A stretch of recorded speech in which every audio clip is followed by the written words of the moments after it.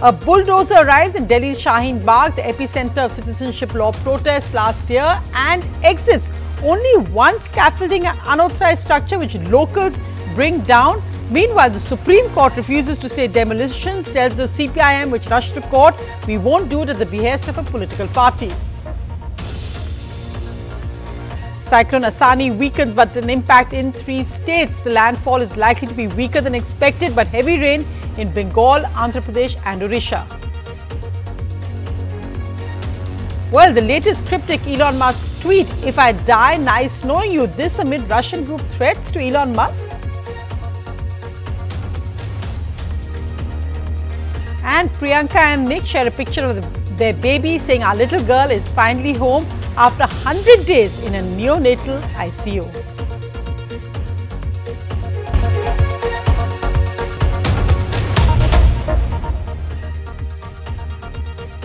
Our lead story tonight, the Indian rupee is at its weakest ever at 77 rupees to the dollar, below 77 rupees to the dollar, ending at an all-time low, declining over 50 paise since the last closing. What does this mean and what's its impact? Here's this special report. The rupee weakened to an all-time low today of 77 rupees and 46 paise to a dollar. The Indian currency has depreciated almost 5% in just the last 6 months, as it stood around 74 rupees per dollar in November last year. There are several connected reasons behind the slump. A combination of low foreign funds in India with a rising requirement is pushing the rupee down. Indian markets have witnessed the highest ever recorded foreign fund pullout this year, with $17.7 billion being withdrawn in just a little over 4 months. Foreign investors have remained net sellers in Indian markets and have withdrawn money for each of the last 7 months. The war in Ukraine continuing for the 3rd month, lockdowns in China followed by soaring inflation and rate hikes across countries are all factors pushing investors back to safe investing destinations such as the United States. An uncertain environment has turned investors to the US dollar, that is considered a reserve and a safe currency in times of global stress. A soaring demand has taken the dollar to a 2-decade high, further pressurizing the rupee's value.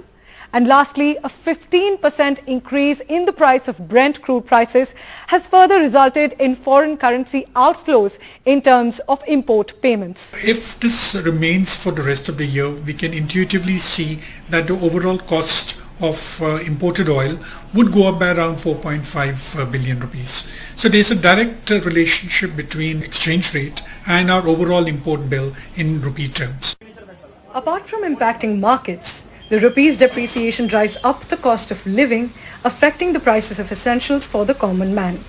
When the rupee depreciates, everything we import gets more expensive. As for $1 worth of products, we now have to pay more in rupees. Already soaring crude oil prices will now translate into even larger payments in rupee terms. And increasing oil import prices further translate into higher domestic fuel prices, which have a cascading impact on overall inflation.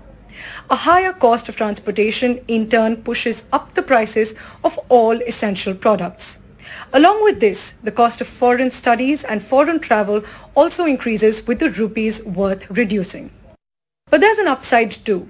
Indian exports now get more competitive as foreign importers now have to pay less in terms of their currency.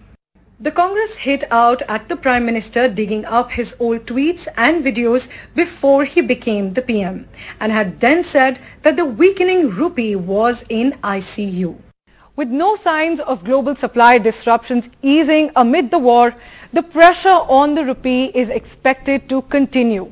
This will hurt the common man who is already struggling with price rises across commodities. Priyanka Chopra for NDTV. And markets also declining for the 2nd straight session today. The Sensex sliding 364 points, ending at 54,470. The Nifty falling 109 points. PSU Bank and metal shares were hit hard, and foreign fund outflows dented investor sentiment. However, let's just look at the LIC IPO, where all categories were fully subscribed. In fact, the LIC IPO issue was booked by over 200% on closing day today. A majority of that from domestic mutual funds, however, as foreign investors have stayed away. The other big headline, a major political surprise from the government today in its affidavit to the Supreme Court. The centre said, but because of the Prime Minister's intervention, they've decided to re-look and re-examine the sedition law, which is a colonial law which is being used more and more by states, mainly by BJP-ruled states, against activists and journalists.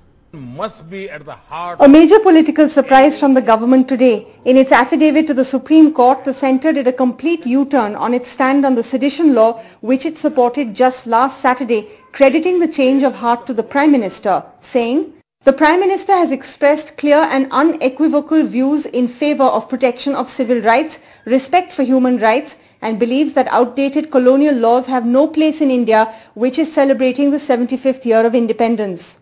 Over the last 7.5 to 8 years, Narendra Modi's government has worked to remove over 1500 archaic laws.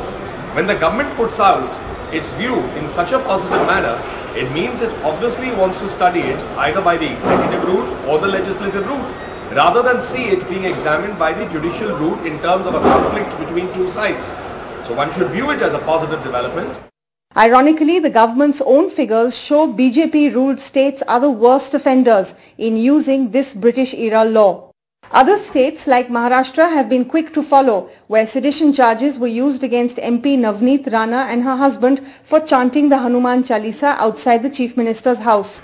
And in the majority of cases, sedition charges have been used against journalists and human rights activists like the late Father Stan Swami, Sudha Bhardwaj and many others in the Bhima Koregaon case, as well as student activists. While convictions are low, the accused are spending years in jail.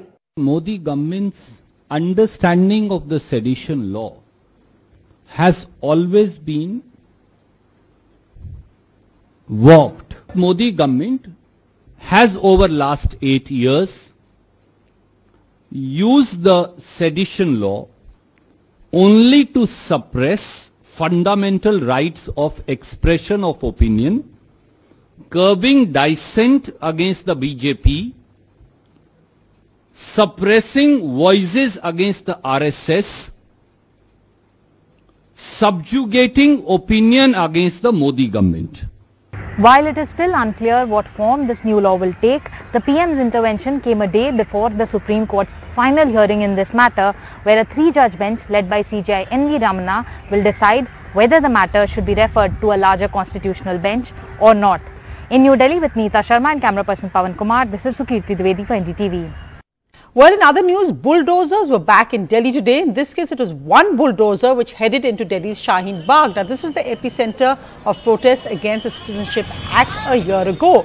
But the bulldozer came and exited after locals said, and the AAP and Congress MLAs who reached here, leaders said that it was only about one scaffolding which had to be brought down. The locals brought it down themselves and the bulldozer rolled away. Meanwhile, the Supreme Court today was very strong with the CPIM, which had rushed to the court to stop these demolitions, saying we won't do so at the behest of a political party.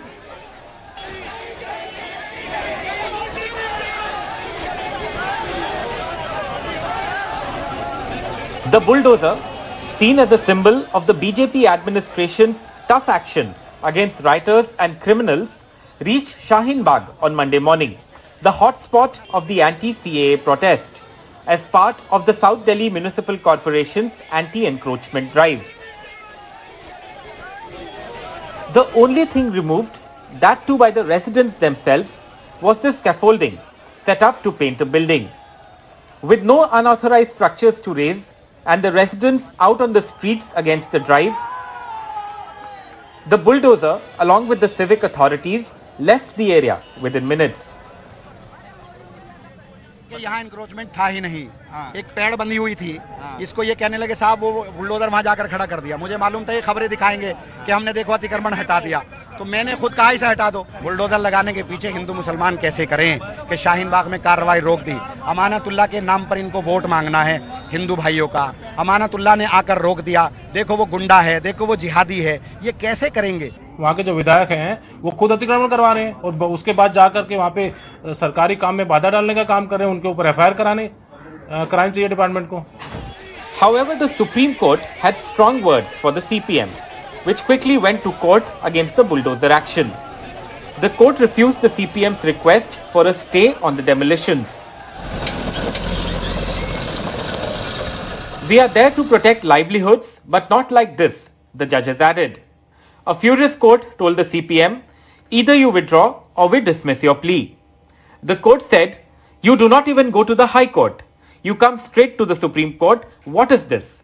A political party coming here and telling us what to do. With Aravind Gunashekhar and Saurabh Shukla, Bureau Report, NDTV. Well, good news on a severe cyclone Asani that had formed in the Bay of Bengal. The Met Department has said that it is likely to weaken, as latest satellite pictures are showing.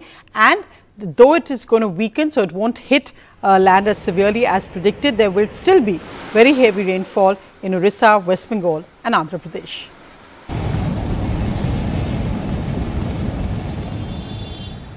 Bracing for the severe cyclone Asani across West Bengal, Orissa and Andhra Pradesh. But with some relief, the Met Department says the cyclone will weaken within 36 hours. And its effect will mostly be confined to heavy rains and strong winds. Unlike the cyclone Amphan in 2020 and Yas in 2021, both in the month of May, that caused major damage. In my backdrop is Kolkata's famous Howrah Bridge that connects this city, West Bengal's capital, to the Howrah town. Now at the moment, of course, things appear normal, people are going about their daily activities. But the concern, of course, is over the intensity of cyclone Asani. पानी को लेके कोई चिंता है cyclone को लेके आपका मन में? हाँ, तो प्रॉब्लम हो जाएगा ना, तो गाँव में का साइड में बहुत खेती नष्ट हो जाएगा. In its latest statement, the Met Department has advised fishermen not to venture out into the sea starting Tuesday, and said there should be no tourist activity in coastal towns till Friday. Disaster response teams are on standby, the Ministry of Defence has said. In Kolkata with camera person GD Shankar, this is Alok Pandey, NDTV. And Priyanka Chopra and Nick Jonas shared the first picture of their little girl, Malti Marie. But Priyanka Chopra talked also on how she can't help but on Mother's Day reflecting on the roller coaster ride we've been on. After 100+ days in NICU, our little girl is finally home. We want to thank every doctor, nurse and specialist. Our next chapter begins now and our baby is truly a badass.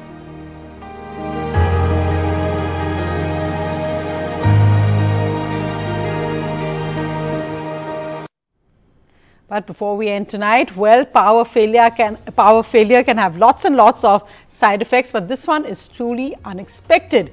When in Ujjain in Madhya Pradesh, Ramesh Lal's two daughters Nikita and Karishma were getting married to Dangwara Bhola and Ganesh.